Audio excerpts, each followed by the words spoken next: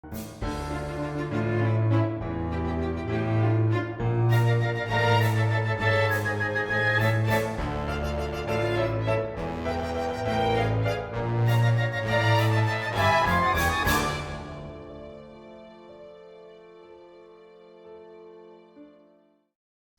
and welcome to Storied Sojourns, a D&D with college students production.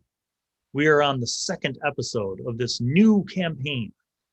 And just for those of you who are recently acquiring your information and getting your bearings, if you don't know this amazing ensemble from their season 4 roles in the Medusas, why don't each of you introduce yourselves and briefly give us your character's info as well. We will start with DJ.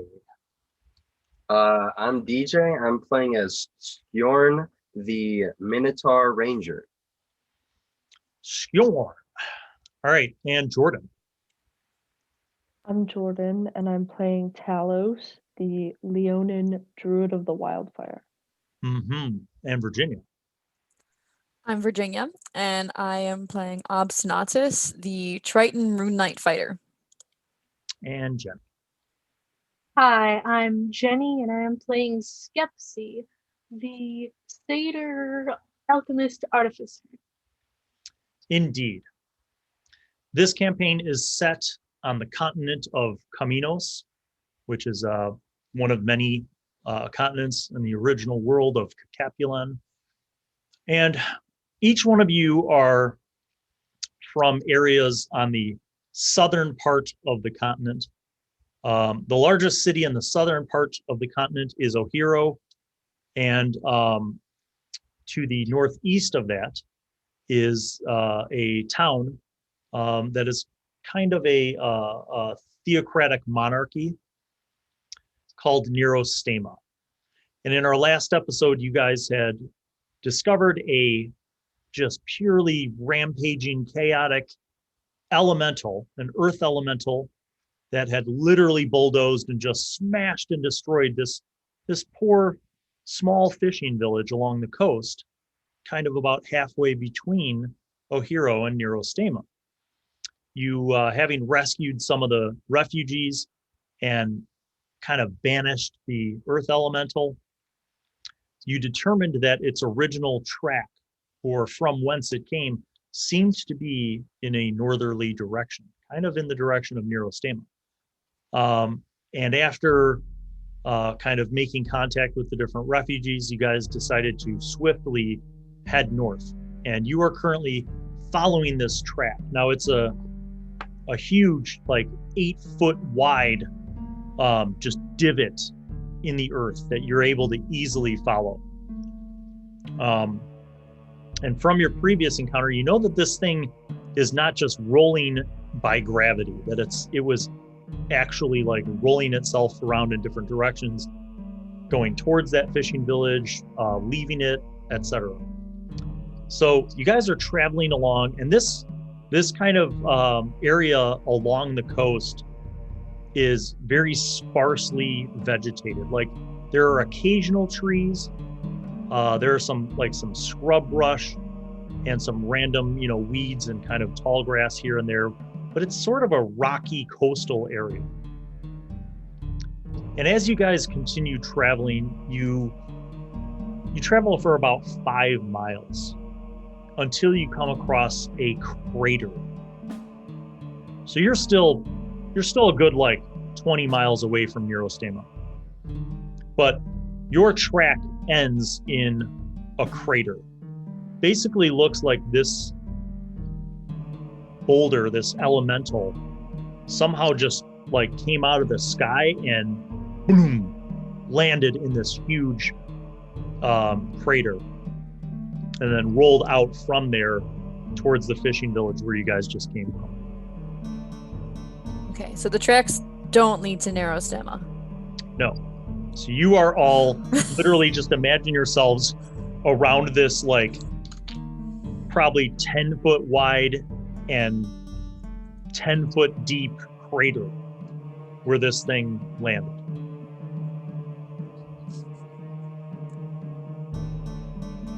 Okay. So it just looks like it fell out of the sky. I mean, Maybe. is there any sort of like tunnel nearby?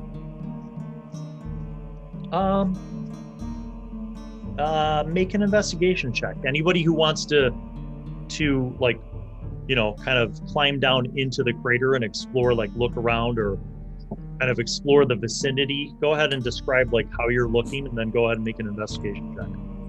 Nat 1, and I have a -1 in investigation. So that's 0. Obstinatus jumps down into the pit, and he's like, there's got to be a tunnel somewhere, and he starts like digging through just random loose rock and dirt. Anybody else? So, do you think in this situation what I wanted to do was I wanted to have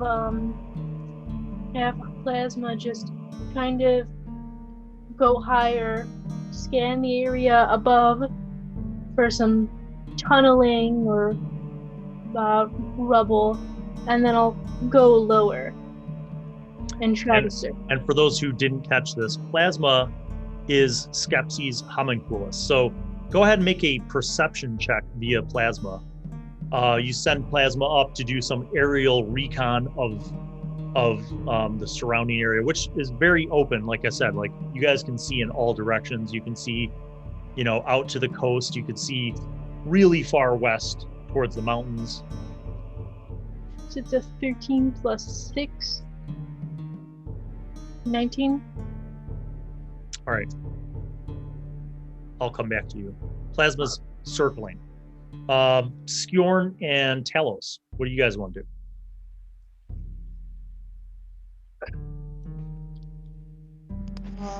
I'll just try to look for, like, keep an eye out for any things that are like moving around us.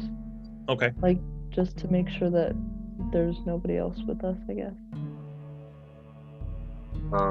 I'm not really sure what to do, so I'm just gonna check on the flock in my fur and just kind of be patting myself down, make sure I'm set and ready.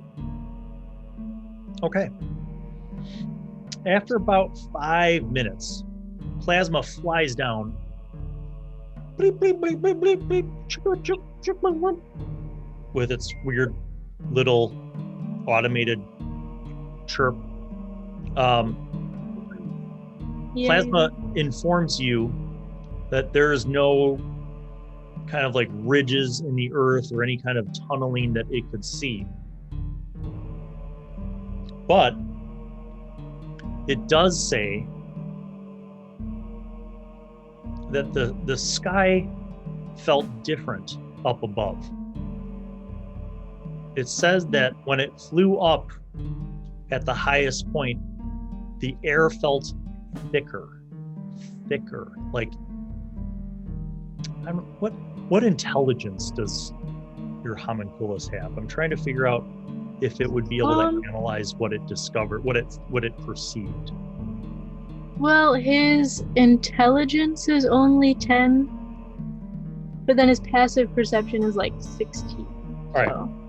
So Plasma's not quite sure how to analyze what it encountered, but it said that it felt like at its highest point the air felt thicker. Interesting.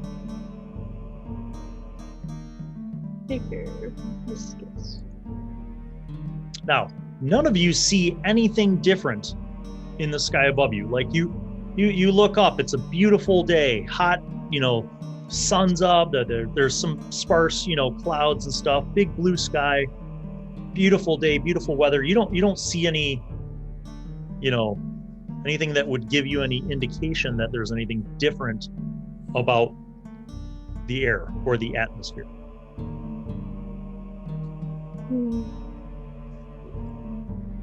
Someone couldn't have thrown it, right? I don't think that's a possibility. Well, is it? You feel like you're looking at a 20-mile walk to the mountains. which would be the highest elevation. And about a 5-mile walk to the shore. Could someone launch this thing like several miles? Is that a thing? You as a fighter and as someone who has served in the militia, you know that there are catapults. You know that catapults and other siege engines of that type are capable of hurling things. However, in your knowledge, most of the catapults, even the largest ones, are hurling stones that are maybe 4 feet in diameter, whereas this thing was like a good 8 feet in diameter.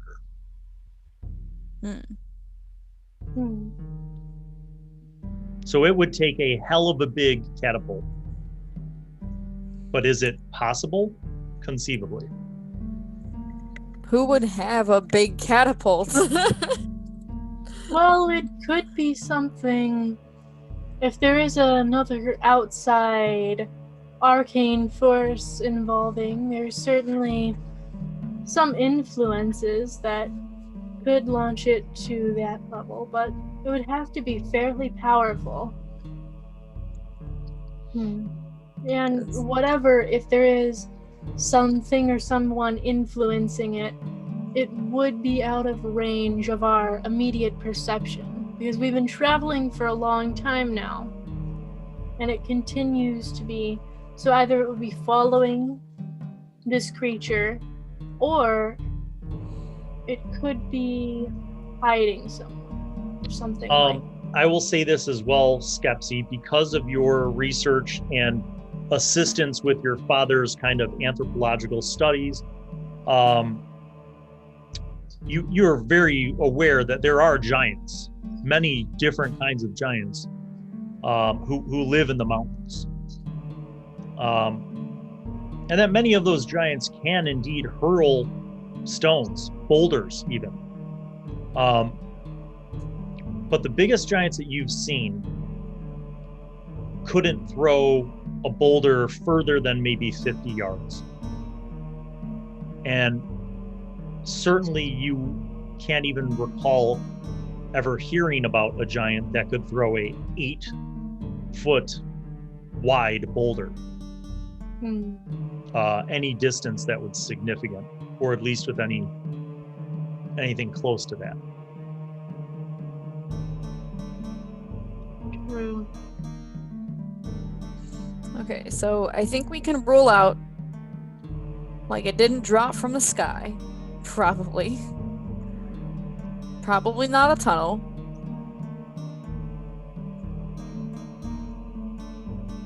It couldn't have just appeared here, right? I mean, it could have. Well, if so far the only thing we do have to go off of is there is some strange humidity up above that isn't usually normal to this area, so that could be some kind of influence. How Or we far up is could- it? The thick air. Plasma sensed this at about 100 feet up. Oh.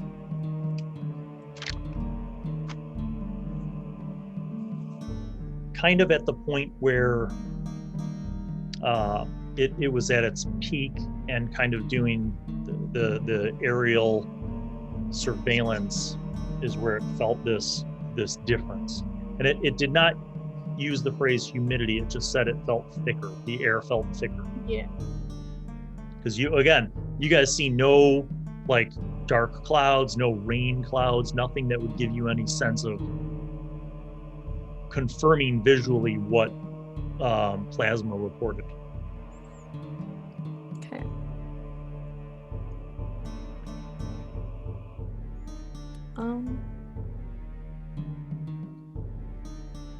Well, we can probably assume that someone probably put a rock, this rock monster here for a reason, right?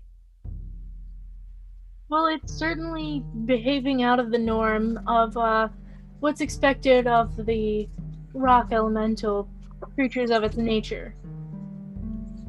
Yeah, so I can't imagine he just appeared here and decided that he wanted to wreak havoc on everything. That's quite true, and whatever it was doing, it traveled a long distance too, from wherever it came from to that village to the outpost. So it may just be more than some kind of simple chaos causing. But I believe maybe if we take the walk to get a higher point of view, we could try to track closer and see where it could have gone or sourced from. And then we might get a little more insight onto this atmospheric difference. Okay, so you guys, what do you think we should do then? Go up to the mountains, or? I mean, aren't we trying to find this thing? Because we don't even know where it is right now. Valid. It's also an accurate assumption. Although the question remains, whatever had caused it, it's out of your charm. It's been past that point, but if whatever was influencing it previously continues to have its control on it.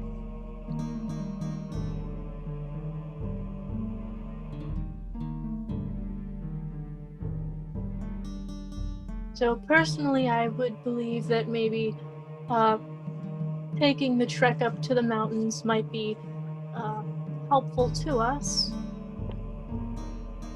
Also, sorry. And certainly after, we can also continue to check on the town that way to make sure it didn't source all the way from there. Okay. And also, if we come across it, what should our game plan be? Well, we did a semi-satisfactory job the last time. Just webs and entanglement, basically. Normally, I wouldn't advise to automatically be too hostile to such a creature in their passive nature, but if it still is in its more aggressive influences, then just simply binding it may not be the most ideal option.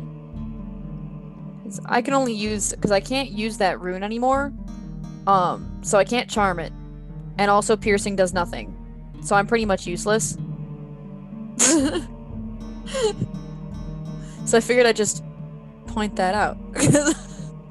That's accurate. I have a plethora. Yes. With the elementals, it can't be pierced, and ideally, even though I'm not sure if either you have it, I don't have any that I can think of automatically from my spell list, but other sources I can reference to get thunder damage. I can. So a thunder damage would be ideal if we are trying to incapacitate the creature. Or destroy it. I have a lot of fire. I could burn it. Yes. Well, I don't know about burning rocks too much, but it's certainly better than trying to smack it with a sword. Anything can be burned with enough fire. That's a horrifying thought. It is a horrifying thought, but you know, sometimes things are like that. I like the spirit. Okay, let's go up to the mountain. Okay. Let's see what. Okay, so you guys begin traveling west towards the mountain. Again, you know, you're kind of in the countryside, and as you head more inland, and kind of away from the coast, the terrain seems to be a little bit more like fertile earth. You kind of come across some some plains with a lot of like tall grasses and more trees. You walk for 10 miles, and the mountains get more vast and larger as you get closer to them, and it also starts to become kind of a little more hilly, hilly-ish. I don't know, and kind of just a little more of like rolling hills and a little more vegetation. Make a perception check, Talos and Skjorn.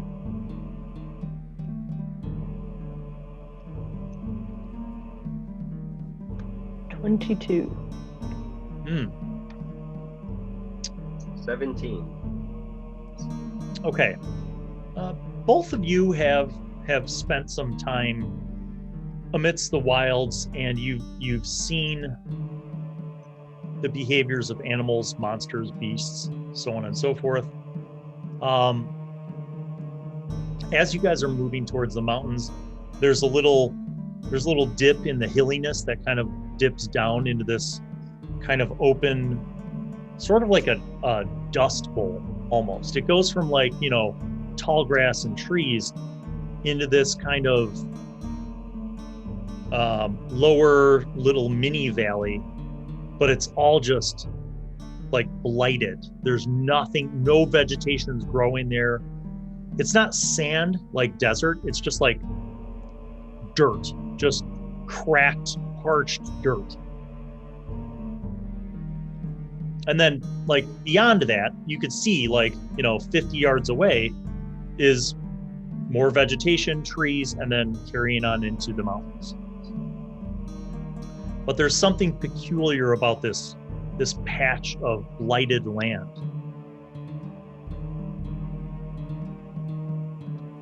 Well, that's not normal. That plot looks cursed. Yeah, I haven't seen that around these parts before. Well, what would that mean? I don't know. And all of you can see this now. It's very uncharacteristic for the area that you're in. It's like a little micro tundra desert that is just dirt, cracked soil and dirt and dust and just no vegetation. And it's in about a 50-yard radius. And it's not a crater. It doesn't look like something hit there. It just looks flat and blighted. This certainly is unnatural to this biome's normal expected elements. Yes. Very strange. Could I try to recall if there's any chemical or arcanic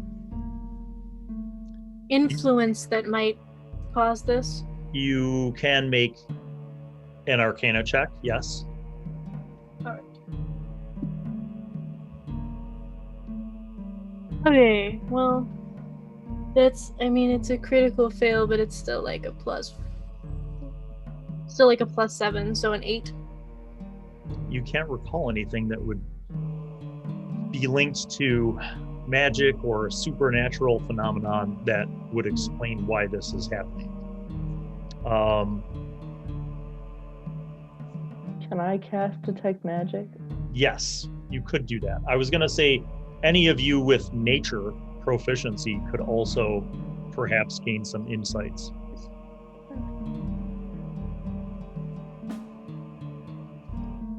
That's not me. Yeah, I don't have nature. I have other stuff, but not nature. Damn. Wow, we're cool, guys. How is it possible that there's like a druid and a ranger and nobody has nature? Because we're not smart druids and we're not smart rangers. Yeah, I have we're a not +4 smart. to intelligence, but I don't have the proficiency for it. All I right. have a -1. Jordan, detect magic. What's your range? I believe it's 60 feet. Hold on. Oh.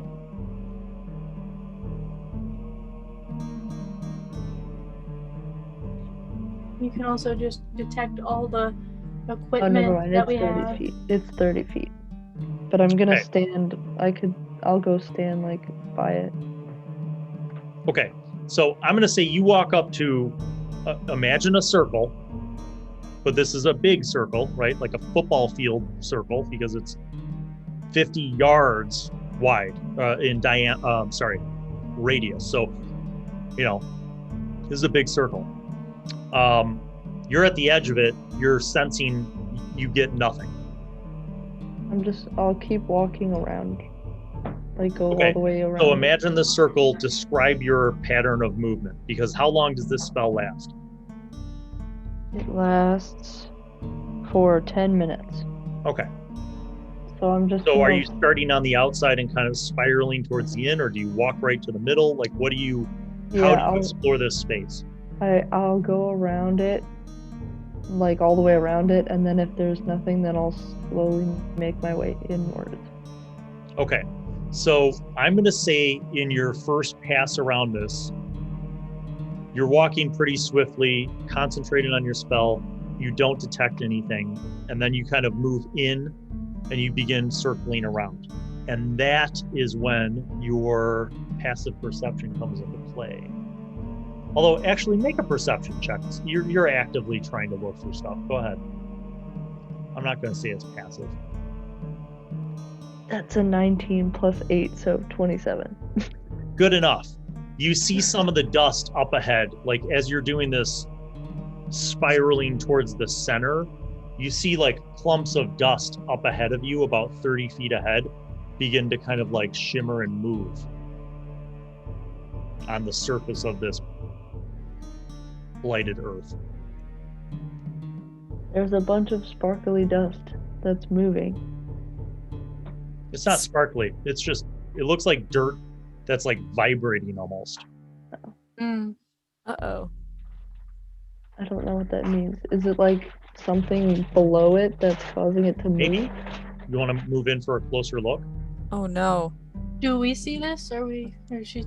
Sure. If Talos points it out, so I'm assuming Jordan, like he kind of like subtly like does, one of those kind of things. Not you guys see subtly, him though. pointing at this area. Not subtly. He just like, Yeah. there's dirt So over there. so you guys see him pointing and like you see these two clumps of dirt not far apart from each other, kind of like sort of vibrating. And you see that Talos, he's about like 30 feet away. Can I take my glaive out? And like, it's got a 10-foot reach, so I'm just gonna like get a little bit closer. Okay. As you do that with your glaive, the dirt moves away from you, like not quickly, just like you walk towards it, it moves 5 feet away. Oh, it's moving. Imagine in the same way that like magnets with the polarities, like, how they could kind of seem to push each other. These are what these two clumps are doing. If you walk towards it, it's moving away. What if we like... Okay, I'm gonna like cautiously walk towards it to see if it does the same thing. Okay. You're just walking though. You don't have any weapons out? No weapons up. Okay. As you get within about 10 feet, it begins moving away from you. But you're coming at it from the perimeter. So you're kind of like flanking, right, with Talos. But it doesn't go towards the center. It just moves away from both of you, kind of towards the outer rim, towards the vegetation. I would like to attempt. I would like to see the reaction. If I send plasma to fly above and just come down. Okay. The plasmas. Hold on. I need to pull up like I'm going to pull a stat block.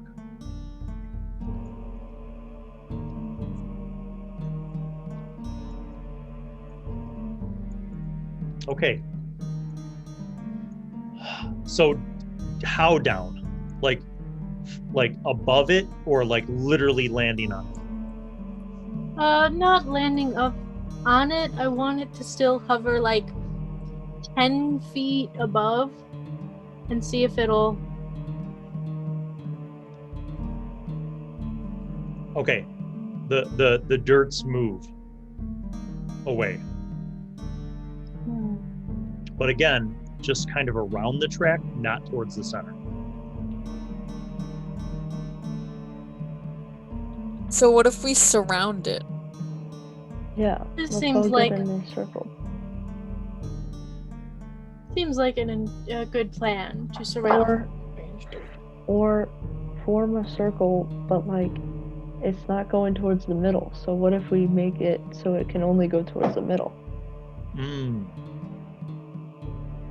Discuss amongst yourselves and strategize. Interesting option. I mean, we're assuming because it looks like something moving under the ground. It could be expected to be a rock creature, since we know that those burrow. But it doesn't seem hostile, because it's not like coming out and killing us. Yeah. But I wonder why it's not going towards the middle of the patch. Every time I walk towards it, it just doesn't go that way. It So is- seems... You can... Sorry. Is there like a way we could surround it and make it go towards the center? Because if we could do that. Yeah. Yeah, like if it's here and we make an almost complete circle where we can only force it to go in one direction. So if you're surrounding it on three sides, who's the third person? So right now, Talos is on one side. Obstinatus is kind of on the other side, coming from the outer perimeter of the circle towards it. Who's going to be on the other side? Fine, I will approach. Okay, so Skjorn just sits down and starts eating some berries while you guys do all the hard work. You surround the patch of things, and you see the movement stop for a moment, as if like it's uncertain what to do. Well, it doesn't want to approach the middle, but it also doesn't want to pass any of us, and it doesn't want us approaching. So we're surrounding it on all sides, right? Well, the only side you're not surrounding it on is the side to the center. What would happen now if I direct plasma to try to land from the middle? Okay, so now plasma's closest to the middle. The dust mounds begin vibrating again, but they don't move. And you guys are all 10 feet away from, basically you have it surrounded with 10 feet of reach.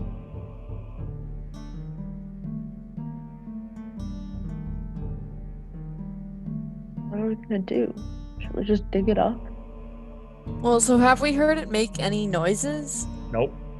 No noises. Okay. Have we tried any communication? If I don't speak the language for the rocks, I doubt anything. I don't know. What languages do you speak? I speak Common, Sylvian, Draconic, and Giant. Who else speaks languages? I speak Common, Giant, Primordial, Sylvan, and Elvish. I speak Common, Leonin, and Druidic. So I speak Common, Minotaur, Draconic, and Giant. Oh. Well, despite the fact that you were a buffet of languages, each of you kind of drop out words in these different languages to see if there's any response.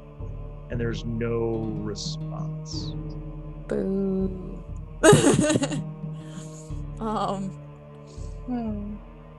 Strange. So you already attempted to detect magic and it... Did I just stab it? Yeah, when I detected magic, was there any school of magic? Or was it just like a general magic vibe?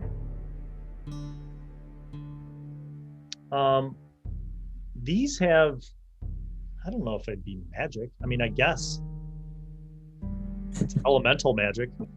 Oh, okay. So it's nothing like fancy magic. It's just like elemental. Yeah, it's not like an illusion or conjuring or summoning. Hmm. Maybe we should just keep trying to force it to go to the center. Do you step in towards it? You are all equidistant from the two dust mounds right now. We could all step in at the same time. Okay. Okay, so all of you step in at the same time, then roll initiative. Oh. Oh, Yikes. Cool beans. Oh, that's fun. A lot. What'd you get, Jennie? Because I got like a 20 with the bonus, but I don't actually know what to do. So Why are you that's complaining? because I don't know what to do. What'd you get, Jordan? 17. What'd you get, V? A hearty 8.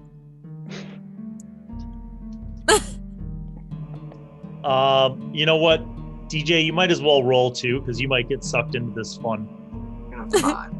A 5? Nice. Oh, no.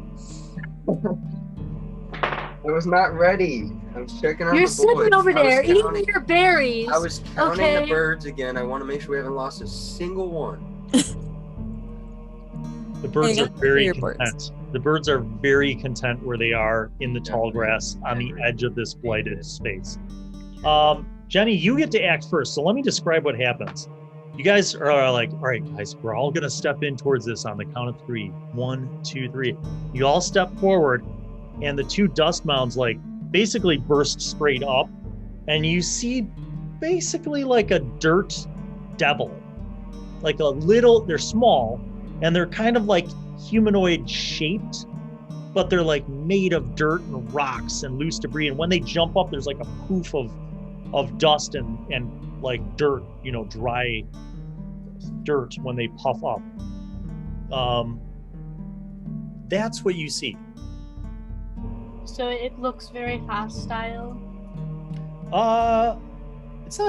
It's not jumping at you yet. They're just jumping up out of the ground. All right. Well, what is drinking a potion? Is that an action or bonus action? I forget. Yes, Okay. it's an action.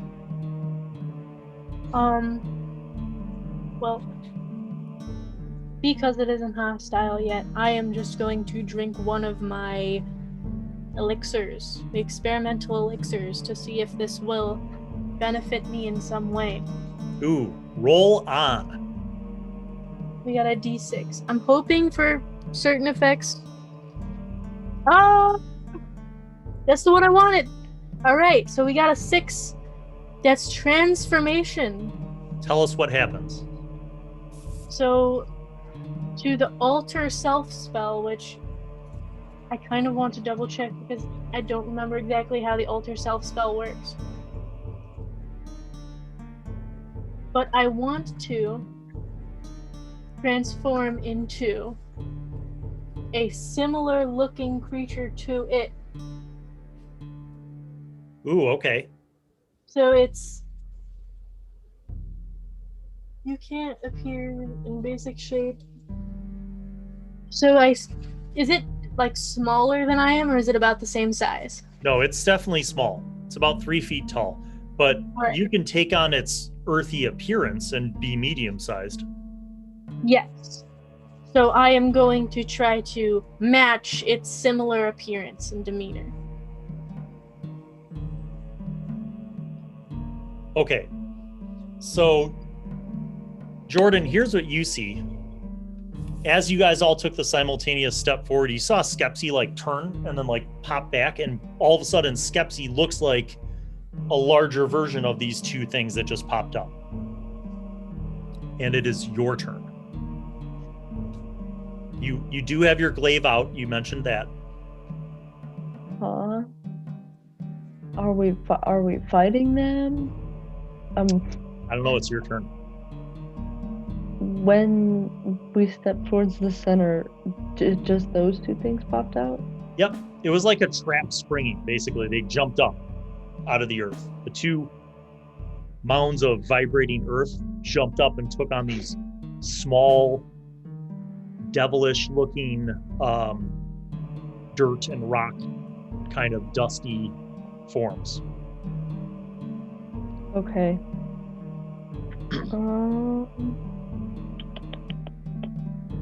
I will, because nobody's attacked yet, nobody's done anything, so I will use my bonus action to use my ability Daunting Roar. Ooh. Is that a Leonin roll? Mm-hmm. What is it? Like describe how that works. So it's a 10-foot radius. Bonus action. I let out a roar, and any creature I choose has to make a wisdom save, or they're frightened of me until the end of my next turn. Okay, so with that range, you can get both of them in this thing because they're right next to each other. Dope. So they make wisdom saves. Mm-hmm. Versus a Ooh. 16. Fail and fail. The second fail was a 2. And they what's their so when they fail, they what, flee? They're frightened of me until their next turn, so they can't get closer to me. Okay. Or hold on, let me look up what frightened does, because They are now frightened of you. Frightened status effect. Because they're surrounded, however, I will have to figure out if they decide to flee, in which direction they're going to try to go. Well, it says a frightened creature has disadvantage on all ability checks and attack rolls while the source of the fear is within line of sight. So as long as they can see me, they have disadvantage on everything. Oh, and man. they can't move closer to me. That's kind of awesome. Okay, so it's actually their turn. Let's see. So my guess is they would not flee towards, obviously not towards you, nor towards, they would not flee towards Obstinatus. I'm going to make a roll. They can't, they don't have to flee necessarily, they just can't willingly get any closer to me. Okay, so here's what they do. One of them runs past Plasma, and the other one runs to Skepsi and tries to hug Skepsi. It grabs Skepsi's leg. That's literally what happens. Now, if anyone wanted to take an attack of opportunity, since they are leaving your range, that option would be allowed for Obstinatus or for Talos. If you get a free swipe at them because they have not disengaged, they just fled from the area. So if you wanted to, you could do that. If they're not actively being hostile, I won't. Okay. All right. Yeah. Well, I'd frighten them. So. it is Obstinatus. You're up in initiative order. You see this happen, and you're like, well, first of all, you hear this terrifying roar, which I don't know. Talos, is this something that you ever would have done in any previous adventures where Obstinatus and your comrades would have seen you in this scenario? Maybe in the battle against the Ankeg invasions? Yeah, I would say probably in that last battle that he was in, they might have heard it. So Obstinatus, this is not a common occurrence, but you see the rage and fury just come out of Talos when he emits this terrifying roar, and you know this, and you see these dust creatures like kind of flee. Like one runs past the homunculus and the other one like panics and like goes to Skepsi and like wraps itself around Skepsi's leg. Bad. They're running away. I can't. Like they're.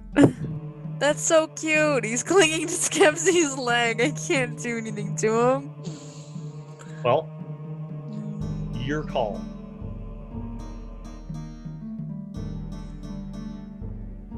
I can't. Your turn. What do you want to do? Oh, thinking, because I don't know what to do at this point. Because I don't want to attack them because they're running away. And we don't know if we don't 100% know if they're hostile. We just know that they're here and they're weird dirt demons. So I don't want to like try and kill them if they're not hostile. I'd feel pretty bad about that. Is there any way I could get more information on them? Like, do I know anything about? You could make an Arcana check. All right, I'll go for that. Now that. that you've seen them in full. Right, come on. Oh my God! It's another nat 1. What? Good day today. Why? Okay, whatever. Yeah, so I don't know anything about that. These are clearly some kind of apparently elemental creature. And they still won't go towards the center, right? Yes, correct. The one that fled past the homunculus immediately darts and like takes an immediate right and tries to get away from you guys, but also away from the center. Like it's moving back to the outskirts of the blight. Could I try and grapple the one that ran away? Yes. Okay. You get that free opportunity. Go ahead. Okay, I'm gonna try and do that. So for me, that would just be like a straight strength roll, right? Yeah. You have athletics, you add that. So it's an athletics roll. I want to use my reaction with Flash of Genius to instill that +4 to Obstinatus' roll. Okay. So Flash of Genius. Oh, look! Get its feet there. That's the least dusty part. Okay, so I get a +4 and then my athletics to this? Okay. Yes. Not a nat 1. Come on, let's go. Not a nat 1. That's nice. Okay, that's 29. Yeah, you not only do you win, you like win at Dungeons and Dragons. Like you like as it's fleeing, you're like subtly like hearing the words from Skepsi. You're like, yes, why shouldn't I? Whoop, and you grab it by its ankle and lift it up, and you're like holding it, and you have it completely, and it's like, like it's making noise, but like it's clearly like struggling upside down, like you picked up a toddler who was being, misbehaving. Oh, poor guy. Okay. Okay. Sorry, go ahead. Can I bring him closer to the center, or would that be like a next turn kind of thing? Next turn. Yeah, so Skjorn, finally you're up. You saw all of this, like you're eating popcorn watching it. Like they're about 20 feet away in the dust bowl, but like you've seen this whole thing transpire in a matter of moments. What do you do? Good job, guys. I guess. Come over there, or you just hang Yeah, out? I'm just gonna walk over and can I just do a perception check to check for any kind of little weird tricks he could have up his sleeve, like some kind of spine on his back or something? You should make a perception check because Okay. you're kind of a little bit further back, so you see the whole thing unfolding. That is a 22. Okay. So you saw everything happening, but what actually catches your attention with that massively successful perception check is the movement of dirt in a single line heading towards your group of friends from about 100 feet away across the bowl. Like on the opposite side of this dust bowl is like a tunneling just under the surface, and it's moving fast, relatively speaking. So I'm just gonna point in the direction of what I saw, and I'm gonna say, "Here comes another one!" Oh, this This one's much bigger. Here comes its big mama. The maternal factor was not accounted for. I didn't realize we were harassing children. All right. Top of the order, Jennie. Oh, jeez. All right. Well, my new idea. I want to attempt to the dude's just like fearful on my legs still. Yes. Jordan, how long does the effect last? I'm gonna assume yes. It ends at my end of my next turn. Okay, so yes. So I am going to attempt to pick it up and see if it resists. It does not resist. All right. Well, that's what I'm going to do with that, and then I'm going to command Plasma with my bonus action. So Okay. now, in Plasma's turn, because it follows my initiative, I am going to make Plasma go back up so he's not like in ground range, and move him because his fly speed is 30, so I'm gonna have him move over to where Skjorn had pointed to with that sandworm thing. Well, not sandworm, but Okay. He starts flying off. all right. So he'll examine that. Immediately he's like, danger, large, danger, large. Jordan, you are up. Okay. So You hear this thing coming like across the Dust Bowl. Like you hear the rustling of dirt and rocks moving, and like you see this thing, whatever it is, burrowing under the surface. Okay. So both of the little dust thingies are currently grappled by teammates. The dust thingies don't seem to be aggressive at all. Right. Yeah. One's okay. being like held by the ankle, the other's being like cradled like a baby. Like Yes. Okay, so I will just use whatever movement I have to separate from everybody, because we're all kind of in a small circle. I'm gonna try to.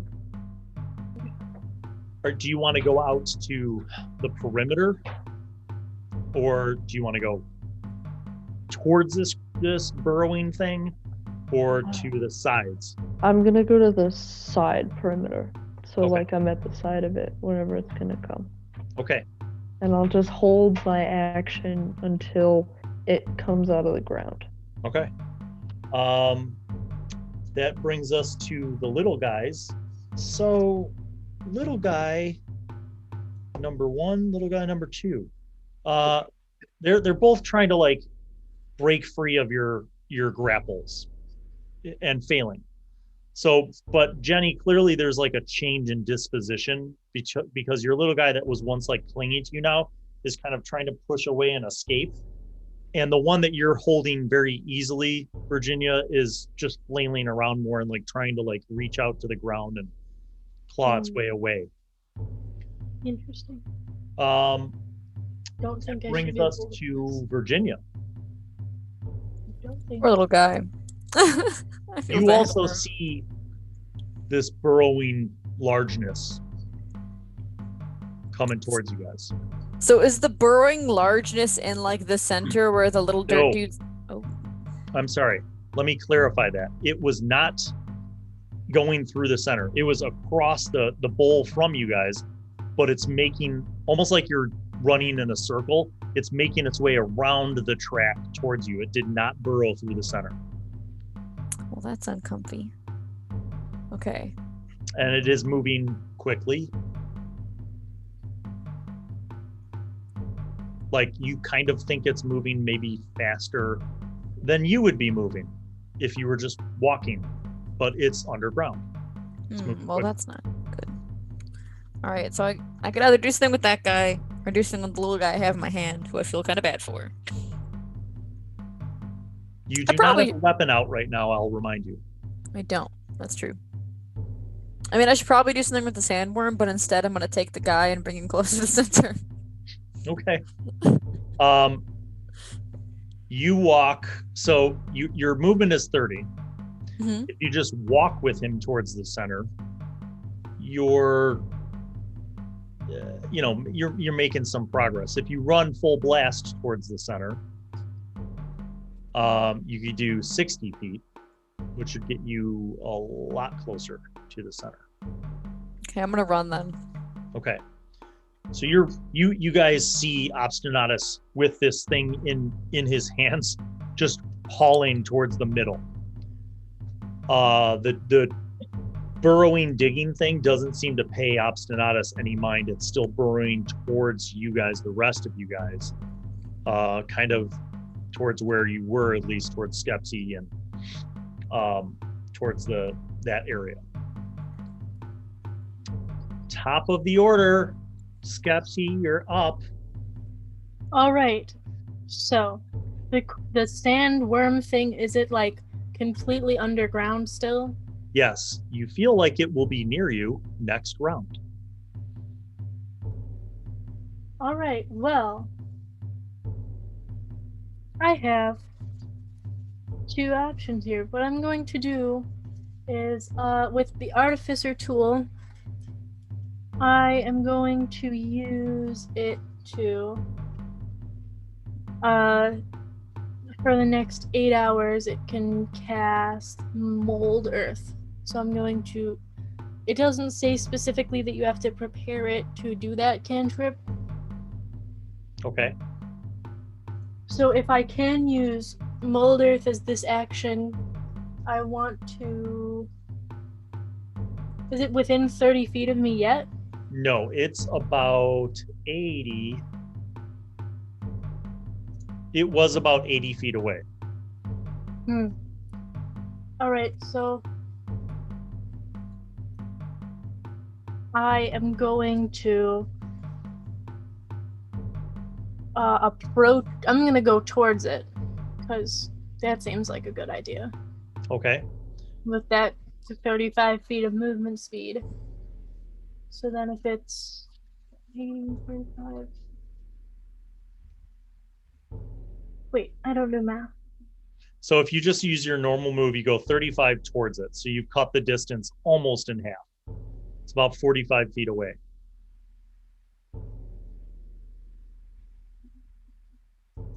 Is my math correct, Virginia? 35 plus 45 equals 80? Yes. Yes.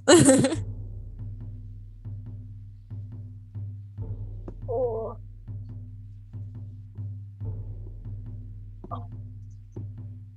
Difficult decisions.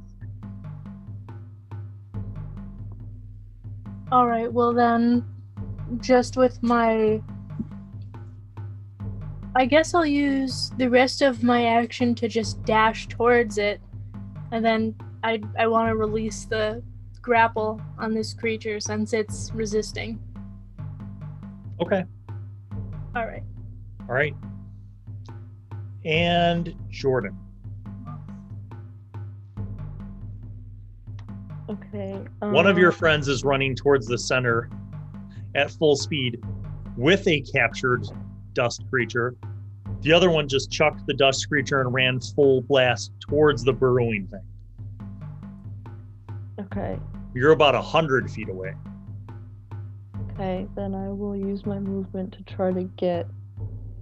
If the thing is going in a circle around the center, I'll try to get in between it and the center. Like, I want to be between the two of them. Okay. You can, and you move, and that 60 feet gets you kind of to where you want to be. Oh, yes. And now we have Virginia. Wait a minute. Make a strength check. I actually rolled a 19 for it, and it might break free of your grapple. Oh. Okay. Strength check.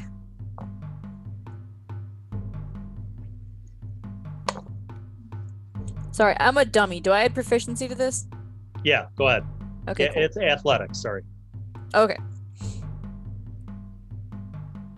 I can do math. 22. Yep, you still beat it. It is a -3 to its strength check. Oh, my athletics is +7. So Okay. So it's like, like vigorously. It seems to be more intensely struggling as you get closer to the middle. Like it clearly does not want to be here, but you easily have it still. You get to the middle, Mhm. and you see the dust thing stop struggling, and it goes possum on you. You don't know if it's actually dead or if it's just plain dead, but it stops moving. Make a perception check. I feel bad. This poor little guy. I don't want to kill him. I just want him to know. Oh my god. Oh. That's a 14. 14. So here's what you see. You get to the middle, and you see kind of like a sandy spherical shape, like something's buried in the earth with like dirt and sand over it in a spherical shape. And you notice that there's like rings, like concentric rings, almost like the like when you throw a rock into the water and it makes the bloop, bloop, like the little waves. You see these in the dirt. Now, the ones closest to this buried shape are more clearly defined, but like you kind of stop, you see this, you look around you, and even going back like 15 or 20 feet in all directions are these concentric circles that kind of keep expanding outwards.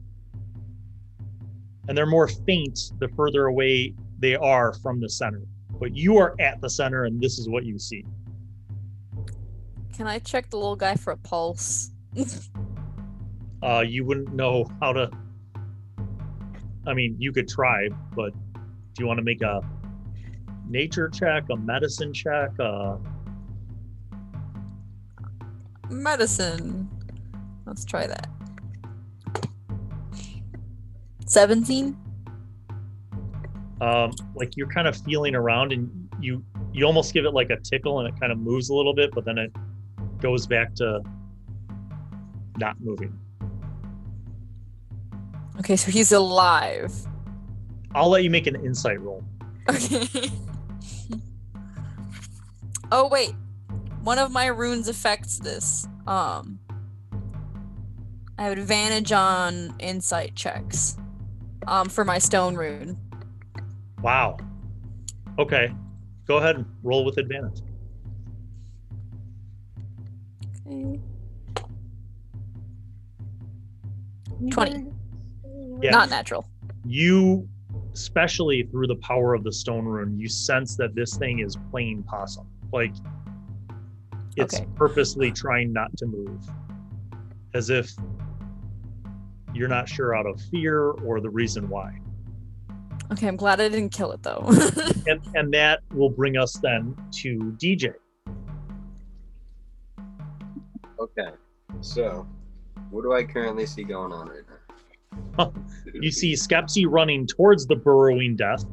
You see Talos run to the kind of closer to the center between Skepsi and the burrowing death and Obstinatus, who you see at the center, kind of like mystified, looking around and holding a limp dust elementally creature and like kind of looking around mystified. Okay, how far away am I from the burrowing death? 60.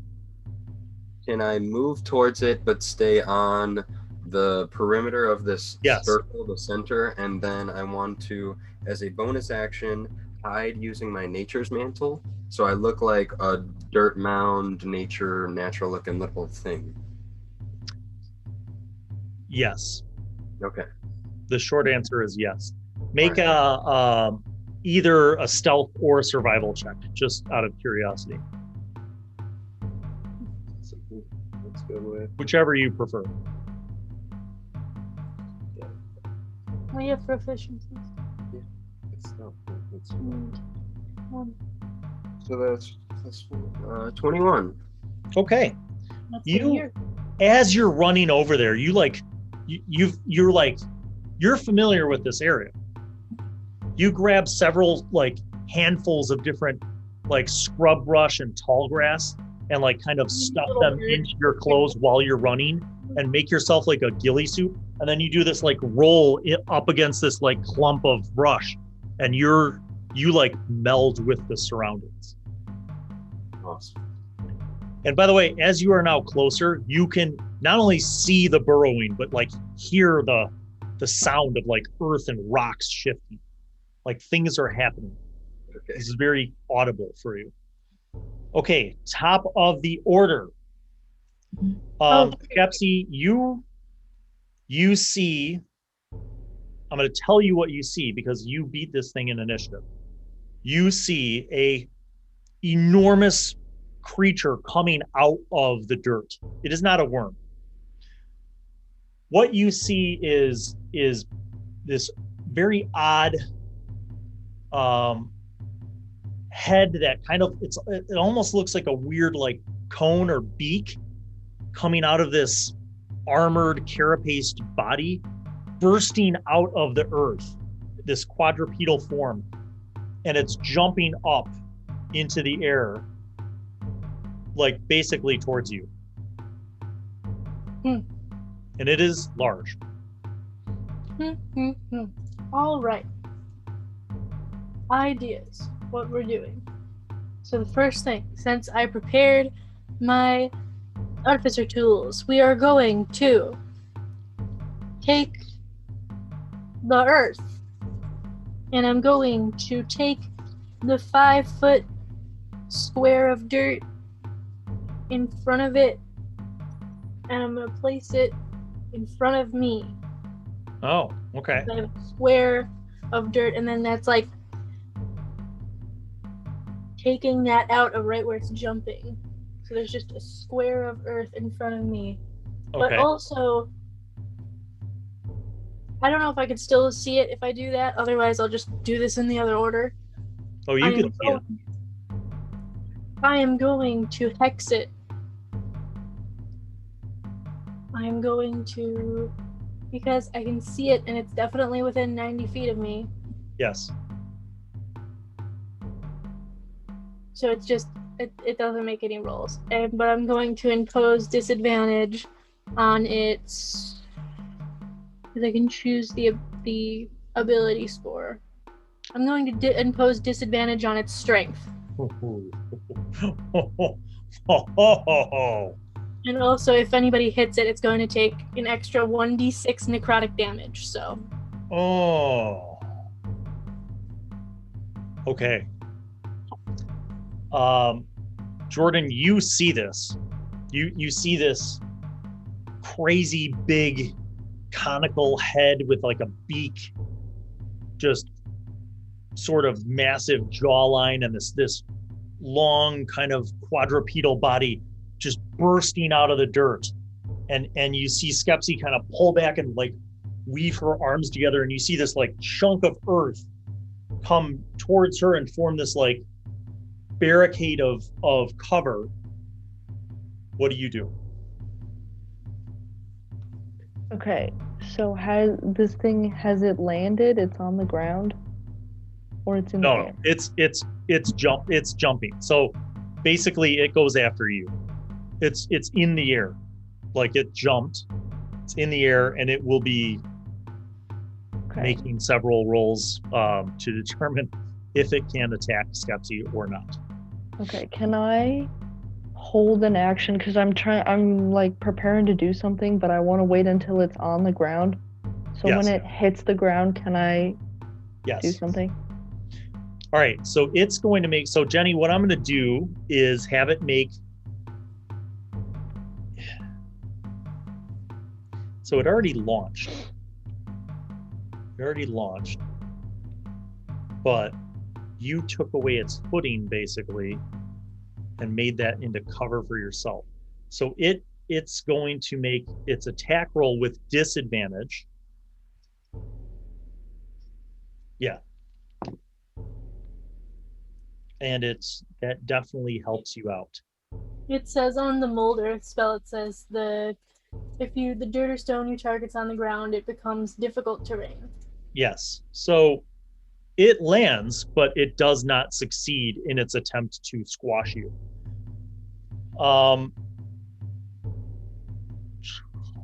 That's it. Pretty dope. So, Jordan, you held your action. Yes.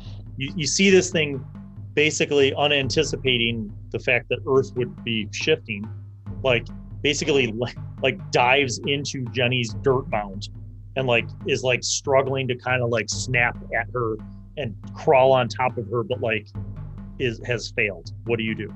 Okay, I'm going to use my action that I held to expend a wild shape to use my circle ability called Wildfire Spirit.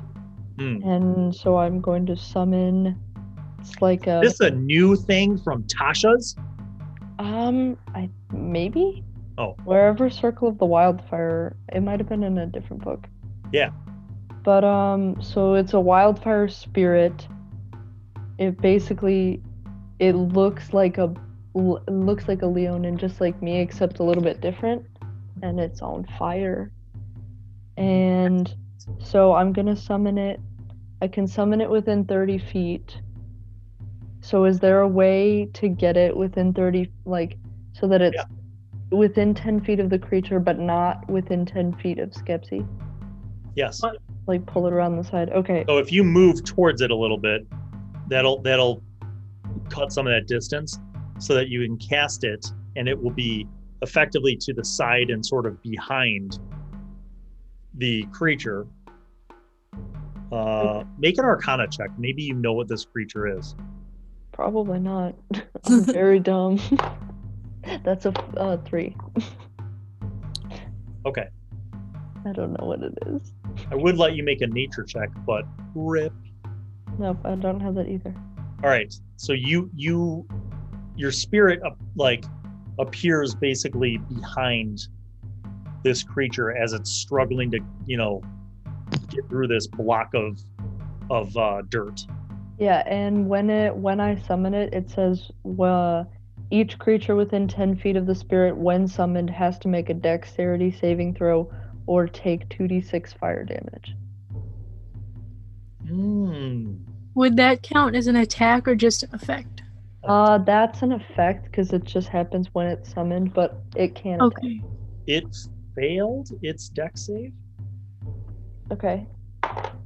Then it takes 8 points of fire damage. Boy, vey. And then it goes on my initiative count, but after me. Like Jennie's thing. Okay. Very good. He's not having a good day. No. Virginia, you were up. Okay. You're in the middle. Your little guy is playing possum, and you see over your shoulder this giant thing just burst out of the ground. Massive head of, kind of a conical head with these huge, jaws, and it's got a very carapaced kind of appearance. And you saw it burst towards you, and you were like, oh, Skepsi's gonna die. And then you saw the earth just go like a vacuum and create this mound, and the thing crashed into the mound and was like trying to get past the mound. And then you see this like vibrant flaming lion spirit kind of appear behind it. Okay. And I'm going to say, because of your prior experience adventuring and being in actual like war and battles with Talos, you are familiar with the appearance of this spirit. You have seen him invoke its power. You know that it's somehow related to his Druid circle. Okay. So your turn. I'm still curious about this little center area, but I don't know what the heck this is. Do you want to burn it? Do you want to eat it? Do you want to kick it? Poke it? Smell it? I'll kick it. Taste it?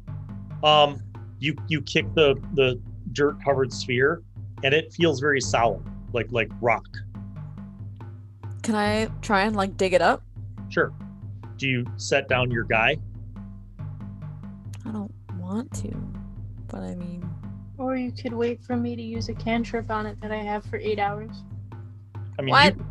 you could try digging it up like just with your hand, like with one hand. I'll try that. All right, so you begin like brushing away the dirt. Yeah. Okay, DJ, you're up. All right. So, how far away is the giant, or the larger dust creature? You are now about 25 feet away from Skepsi and the thing. So, what is the thing currently holding anyone or near anyone, or what's Near me.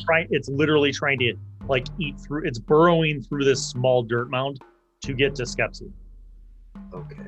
and will be at her next round. Cool. That's when Jennie's character died in the second adventure. Okay. All that lore for nothing. Don't worry. Virginia and Jordan won't let that happen. DJ might though. If he doesn't make a decision within the next 10 seconds. Oh, okay. Well, how about I just use Writhing Tide as a bonus action? You gain a flying speed of 10 feet and hover. Lasts What? for 2 minutes. That's part of the flutter. What is it called? Swarm thing? Yeah, so my birds are gonna lift me off the ground. You Snow White over there and you're just like levitate over there. All right, Yeah, what's your attack, buddy? I mean, you could try to shoot it. You don't know if Can this I one's attack? necessarily. Can I just straight up attack it? I don't. I mean, you don't, because this one you don't know that it doesn't do piercing damage, so Okay. it could. Can I just throw my spear then? Sure. Yeah. Right. So your attack rolls. And this is just the normal spear or the what is this? Yeah. This is just a regular spear. 15 plus Okay. So 15 But- times 5, that's 20, right? Yeah, 15 plus 20. 5 is in fact 20. That is a hit. Roll damage. And now that he's doing damage, we're going to add our magical hexes because it gets an extra 1d6 necrotic. All right, So you I roll don't- that and he'll roll his spear. And not only that, but I add a 4 to that because as an alchemical savant, I add my intelligence bonus to elemental damage. So it's now going to take a d6 plus 4 of necrotic on hit. All right, what's the spear damage, DJ? All right, so it was 7 plus the 2 from my throw weapon fighting style. So it's 9 plus 8. That's 17. Okay, and then Jennie, what was all of your hot mess of magic pain? Mine was No, it was just 7 for. yeah. No, I added mine to yours. You had 7, and I had 8. All right, so you had 8. Okay, I got it. All right, it seems your spear seems to pierce its thick, like carapace, sort of armadillo, armor, kind of natural armor that it has, and it like lets out this like piercing shriek of pain, as if it's confused, like, why am I taking all this extra damage? All right, back to Jennie. This thing's just chomp, like right in front of your face. It really wants to bite you. Yeah, as a magic weapon. Boy, howdy. You know what? So what we're going to do to it is, let me check the range on this so that I don't kill myself. Okay. It's 5 feet away from you. Yeah, so I don't want to kill myself, right? That's a bad idea. So Correct. instead, we are going to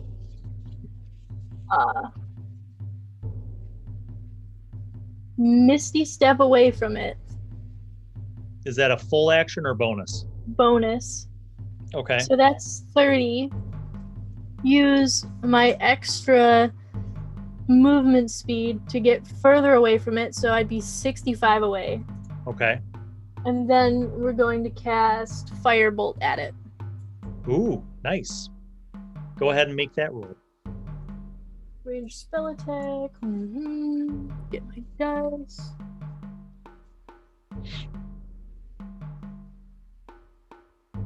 It's 8, 14. To hit? Yes. Your firebolt skims past it. Tragic. Well, at least And it doesn't seem to realize that you're not there, because it, for its turn, tears through your dirt cover that you made, and like you see it kind of like rage around and like look around, and then it dives into the earth. Tragic. It is now under the surface of the rock, and you see the burrowing. But this time it's not going towards you. Speaking of people it's going towards, Jordan, you're up. Okay, well, I can't do anything if I can't see it, so I will... You don't see it directly, but you see that thing where it's like the displacement of the dirt as it's burrowing under the surface. Yeah, but I don't know how far under the surface it is. True. So I will...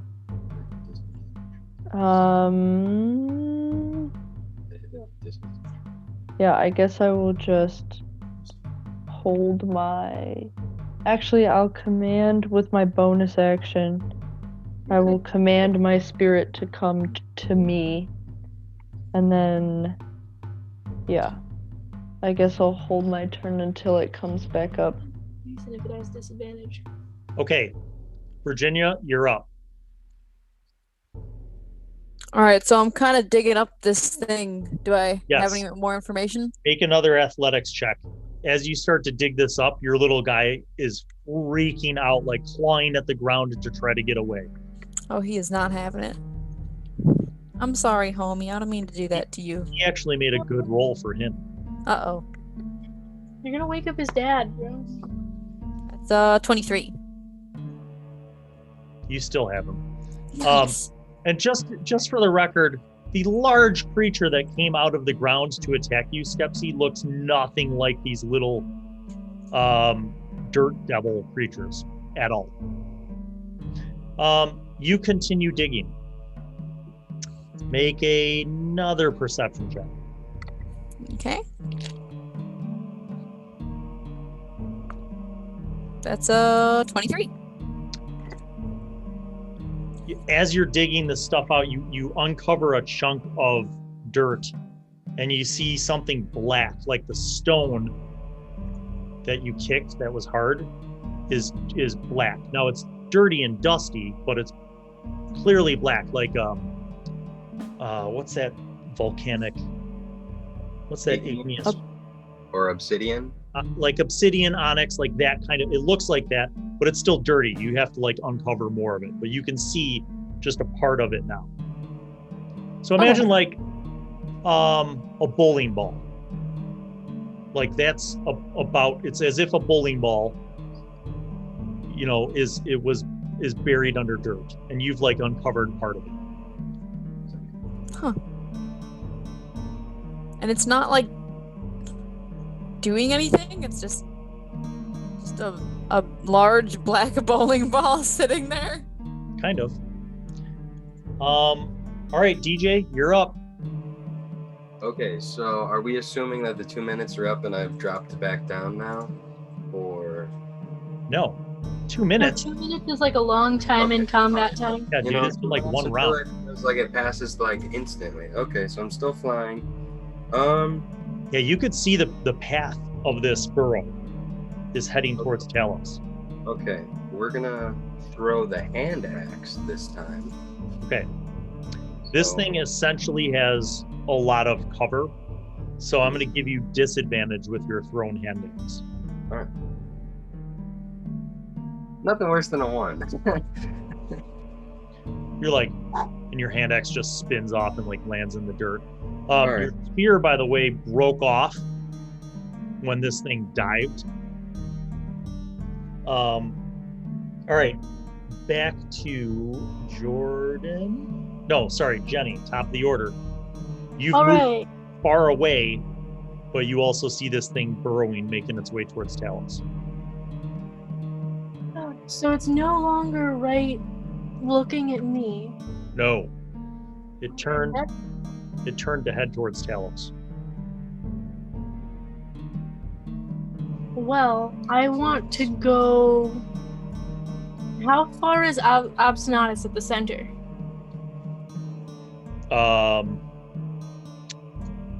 The radius is 50 yards. You are 20 feet in from the perimeter. Math is hard. So 40 yards, 120 feet. 120 feet. Yes. Wait, I'm 120 feet away? Yeah. Wow, I'm far. Then, instead, I'm going to attempt to firebolt it again and see if I can actually land it. Okay, go ahead. Disadvantage.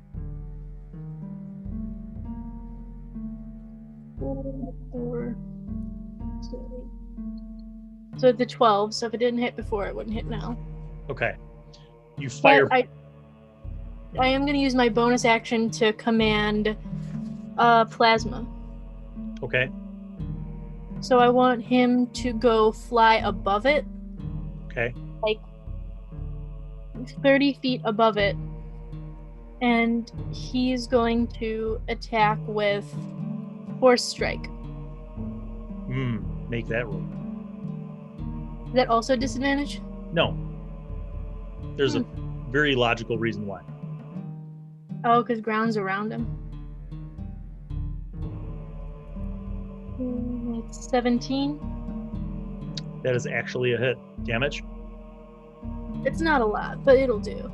Well, actually, would the attack damage be like the necrotic bonus Sure. count still? Alright, well that will help. That's 5 force damage. Okay. Plus the 6, which was just a 1, but plus force, that's 10 damage total. Okay. 5 force, 5 necrotic. So here's how this plays out. Like, you know when somebody's in a pool and they're swimming and then they try to dive down, how they're like, kind of like butt and legs kind of go up in the air for a second before they dive down? That's literally what happens with this creature. It seems like it's stopping its momentum going towards Talos, and it goes to dive down further deep.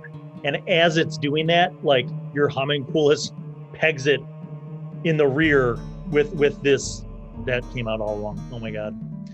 Your homunculus force blasts it in the rear. No, that. It shoots the thing as it's diving down. And it dives down, just looks like it's going straight down, because now you don't see any burrowing under the surface. And for a moment, it's like completely still. Completely still. Like, it seems like this thing has decided to cut and run and get out.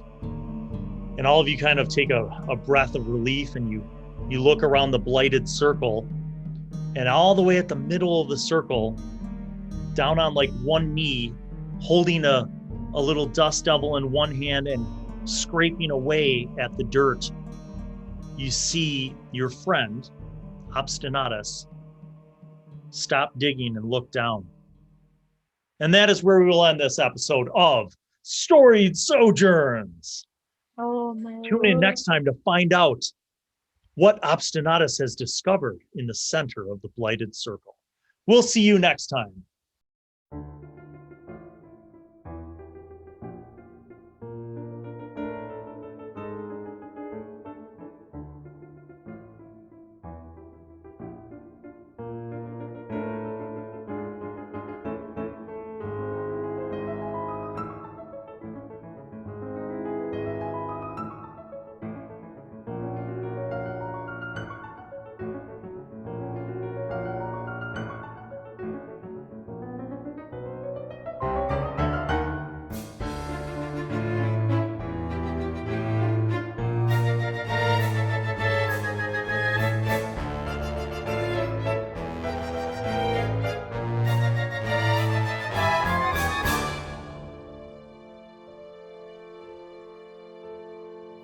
Well, hello, it's me, Wizzy. I'm back once again to remind you to subscribe and click on the notifications button, and also watch videos that are over there. And then don't forget to tune in to the next episode of whatever show you were just watching, and crafting videos and DM tips and pro tips for vlogging and all sorts of gaming things. And also you could watch Bill eat food and watch other shows featuring Bill. He made me say that because he's a narcissist. Okay, bye.